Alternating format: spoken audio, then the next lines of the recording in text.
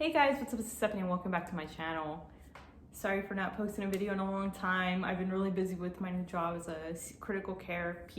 It's been definitely still a learning curve aside from me doing the residency. So I've been busy just with work and then trying to settle myself in the job and trying to find a good routine for me to be able to perform well and take care of my patients. So that's why I've been really busy and I apologize.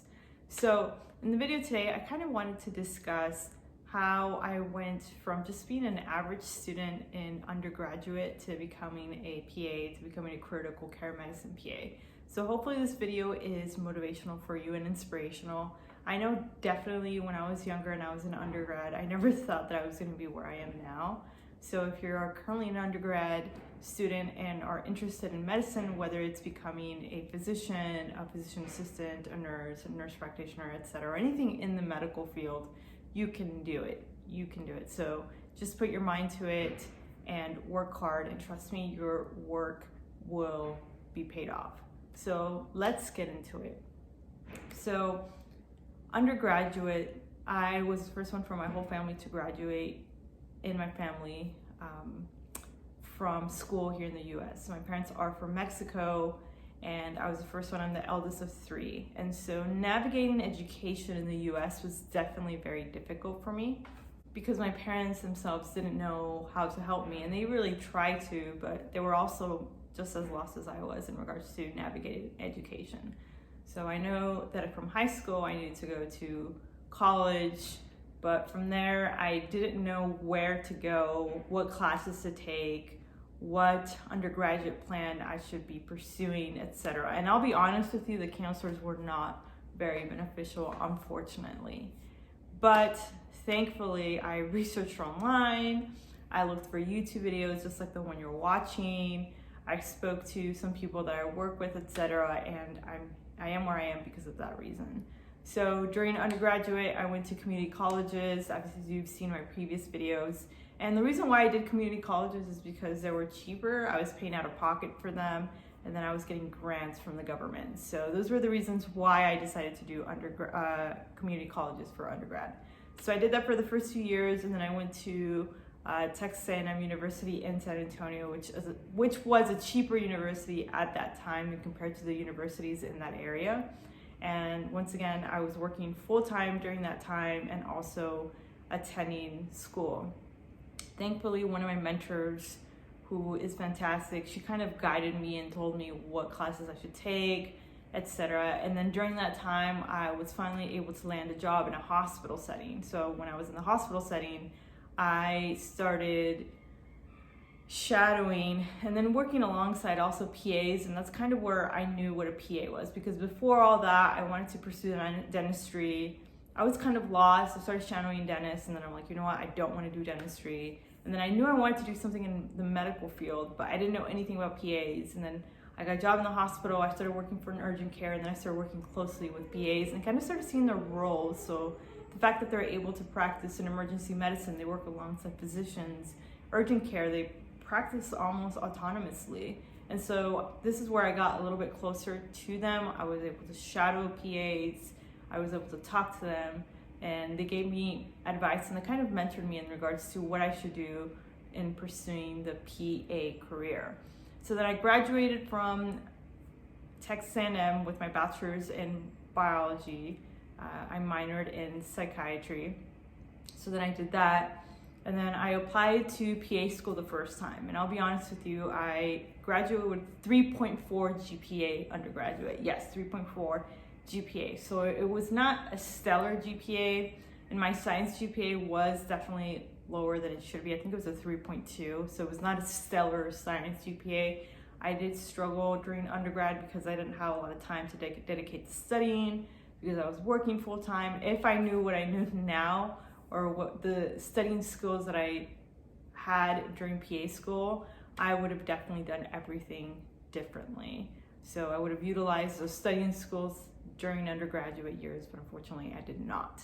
So I did that, and then I applied to PA school like we discussed. So the first time I applied to PA school, I applied broadly. If you've seen my previous videos, one of my top videos is basically how I applied to almost 20 schools and I got rejected from all of them. So the first time I told myself, you know what? I know that my science GPA is not stellar. I know that my overall GPA is not stellar. And then on top of that, I didn't have enough patient care hours because I was just a registrar in the ED or front desk in the urgent care. I wasn't really touching patients. I was just kind of doing the front desk, the paperwork, etc. And so I was not really in the medical side. And so I still applied. I had letters of recommendations that once again were not stellar. It was from individuals who just knew me barely, didn't know me very much. And so of course, the first year I applied, I got rejected from all the schools. I did get one interview. I went to the interview. I didn't prepare myself as much as I should have for the interview. I got super nervous during the interview, and I failed almost every question that they asked me. So of course I got rejected. So I applied the second time. What did that first time applying to PA school teach me? It just taught me that I need to prepare my application even better. So I ensured that I got more patient care hours. I ensured I got more volunteer hours. I had stronger letters of recommendation for people who actually knew me and were able to speak highly of me, of how I am as a person, how I treat patients, etc. So I got letters of recommendation from a PA that I worked closely with. I got a letter of recommendation from one of my bosses that was very, very close to me. She actually wrote in the letter of recommendation that was her #1 employee. I also got a letter of recommendation from one of my advisors during my undergraduate years who, like I stated, she was the one who kind of guided me and who I did research with. And so she knew me very closely and she knew how I worked academically, so she was able to speak about me academically. So those were the 3 letters of recommendation, a lot stronger, more patient care hours, more volunteer hours. And then I applied to actually fewer schools this time. I think I applied to 12 or 13 the second time, and I ended up getting interviews like super soon. So I ended up getting interviews in November and October and December, and I submitted also my application very early. So the first time I applied, I submitted it very late. I think it was in October, and the first time I applied, I think I submitted it right when it opened. So it was like July or August. So I submitted it a lot more earlier, and I made sure it was intact. So I got a lot of interviews. The first place I interviewed was the University of Texas, Rio Grande Valley, which is in the Valley. And I thought this school was fantastic because I'm Latino, I'm Hispanic, I speak Spanish. I want to work with the Hispanic community in that area. The Rio Grande Valley, which is the southern portion of Texas, is majority the Hispanic and Latino community. So I applied, I interviewed, and that was the first school that called me. And honestly, when I went to the interview, I thought I bombed it, but I practiced so much in front of the mirror with my husband, etc., over and over again. And thankfully, I got accepted within a month. And I ended up saying, you know what, I'm going to the school, this is fantastic. And the other interviews that I had received, I ended up just not accepting them. I got interviews from California, some schools in California.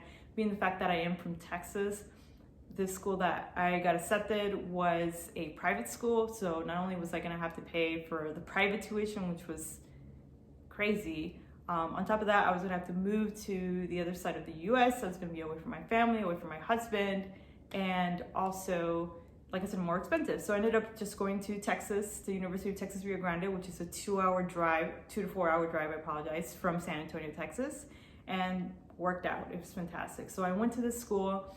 I did 2.5 years at the University of Texas, Rio Grande. My last rotation was in a burn unit, burn ICU at the Brooke Army Medical Center in the city of San Antonio.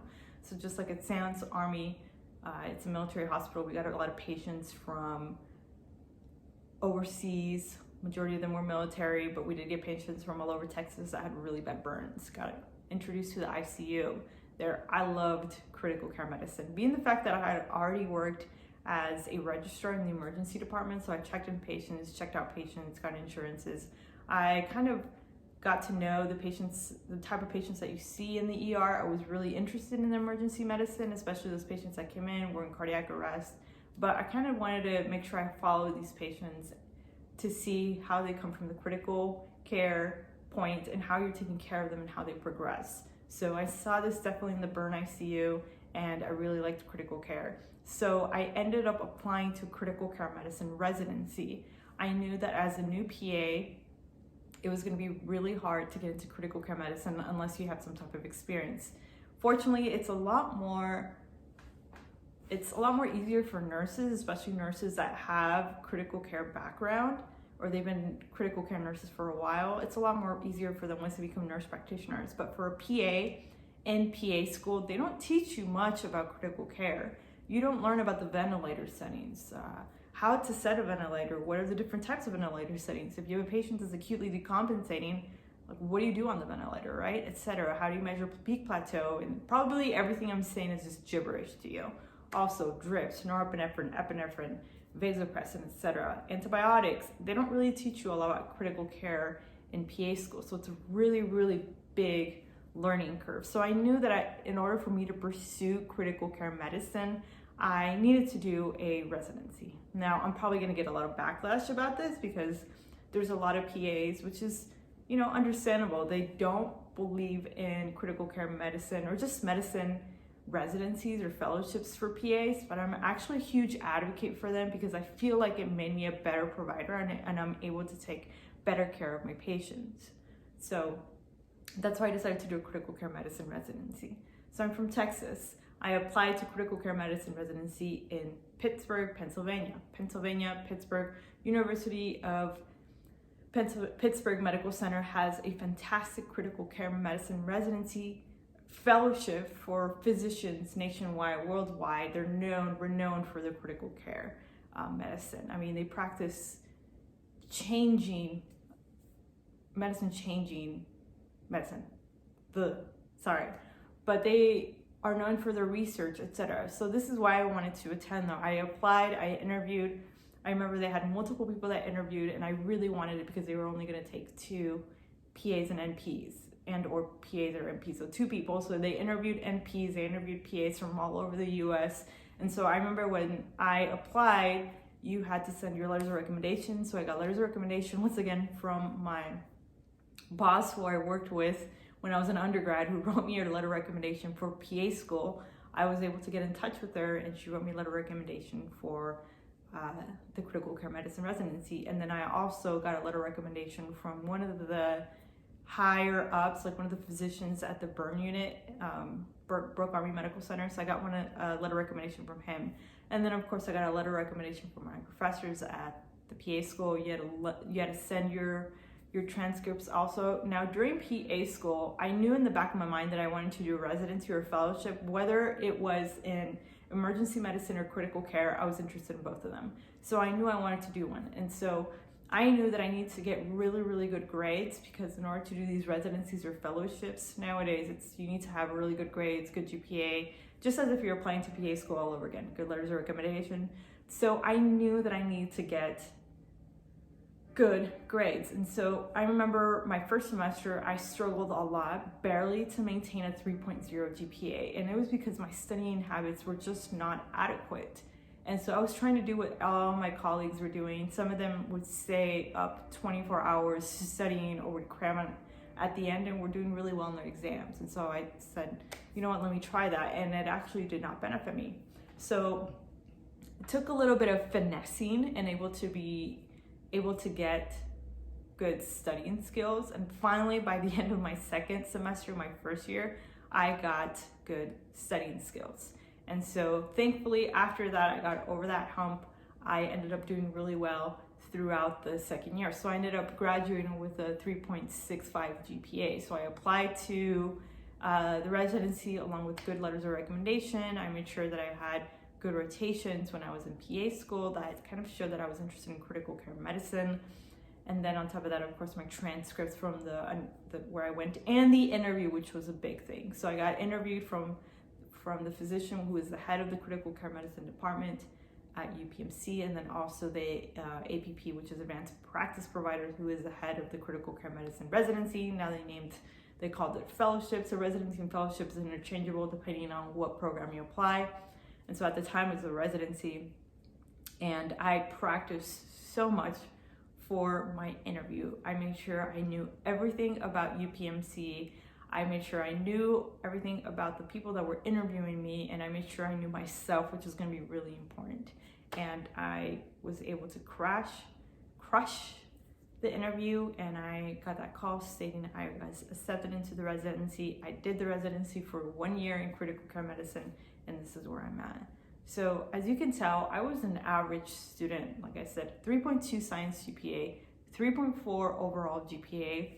I wasn't your 4.0 student. I didn't go to any elite schools like some of my colleagues did in PA school. I mean, I went with colleagues that went to really fine schools, like well-renowned schools. And I'm over here going to community colleges and also Texas A&M University, San Antonio, not the Texas A&M University, but just a branch of Texas A&M University. And I still got into PA school.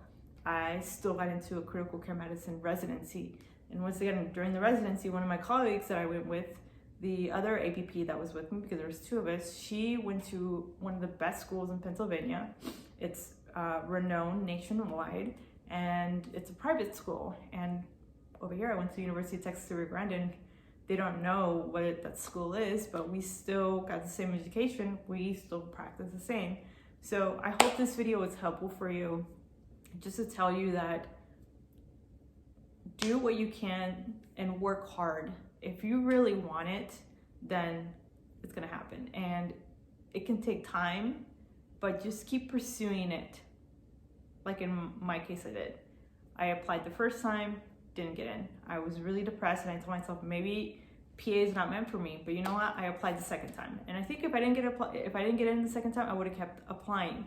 One of my colleagues who I went to PA school with, she graduated top of the class, and she applied to PA school 4 times. She didn't get in until her 4th time. Once again, keep applying. That doesn't say anything about you. Look where I'm at now. I'm working in critical care medicine. I work almost independently in a ICU where I take care of multiple critically ill patients. I learned how to use ventilators, how to intubate patients, how to place central lines, radial lines, etc. Chest tubes. I mean, if I would have thought who I am now back when I was an undergrad, I would have never thought where I am, or who I am now, or where I was going to be now. So I hope this video is of use to you, it motivates you, because if you work hard, even if you don't have help starting, you will get where you are. If you really, really want it, if PA, becoming a physician is really what you want to do, becoming a nurse practitioner, becoming a nurse, work hard and you will get there. And trust me, your hard work pays off. I'm blessed to be living in a beautiful city, working for one of the top critical care medicine hospitals known nationwide. And if you look at my transcript, like I said, I'm able to put a lot of it now just because of what I've done and how hard I've worked. All right. If you like this video, please comment below. If you like more of these videos, also the type of videos like motivational, I'm more than happy to make them.